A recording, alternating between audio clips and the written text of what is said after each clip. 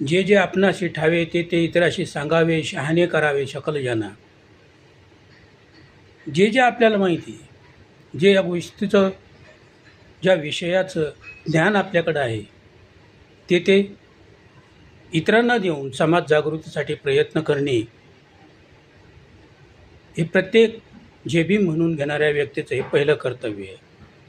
मित्रांनो, आज हा व्हिडिओ बनवण्याच्या पाठीमागचं कारण म्हणजे मी आज स्वतःचा माझा परिचय तुम्हाला या ठिकाणी करून देत आहे. तेव्हा व्हिडिओ पूर्ण पहा.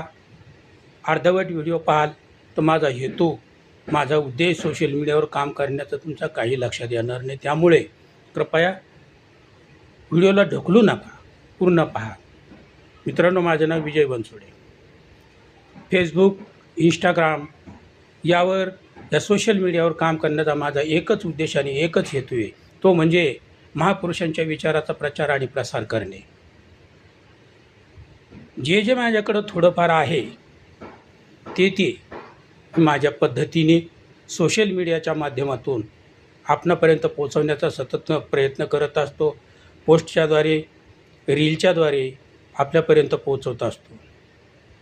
कारण आज मोठमोठाले ग्रंथ वाचण्यासाठी आपल्याकडे वेळ नाही. प्रत्येक माणूस आज इतका व्यस्त झाला, इतका बिझी झालेला आहे की नुसता माणूस आज एक पैसे कमवण्याचं मशीन मात्र होऊन बसलेलं आहे. त्यामुळे वाचनाकडं आपल्याकडं लक्ष नाही, वाचनाकडं आपलं वेळ नाही.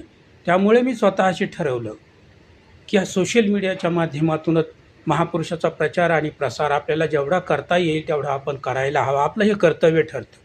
आणि मी तर म्हणेन, जे बी म्हणून घेणाऱ्या प्रत्येक व्यक्तीचं हे कर्तव्य ठरतं की आपल्या पद्धतीने काही का होईना, पण आपण आपल्या पद्धतीने थोडा थोडा महापुरुषांच्या विचाराचा प्रचार आणि प्रसार केला पाहिजे. हे आपलं कर्तव्य आहे आपलं हे.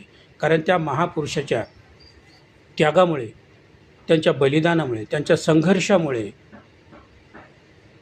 आज आपण माणसासारखं जीवन जगत आहोत, स्वाभिमानाचं जीवन जगत आहोत. बुद्ध म्हणतात की ज्याने तुमच्यावर उपकार केले, ज्याने तुमच्यावर उपकार केले ते कधी विसरू नका, आणि ज्याच्यावर तुम्ही उपकार केले ते मात्र कधी स्मरणात ठेवू नका. हे लक्षात ठेवा. आणि जो उपकार कर्त्याचे उपकार विसरतो त्याला मोघ पुरुष म्हणतात, म्हणजे नालायक मनुष्य म्हणतात. ही बुद्धाची वाणी आहे. आणि या वाणीला अनुसरूनच मी आपणास या ठिकाणी परत एक वार सांगू इच्छितो की मित्रांनो, बुद्ध धम्माचा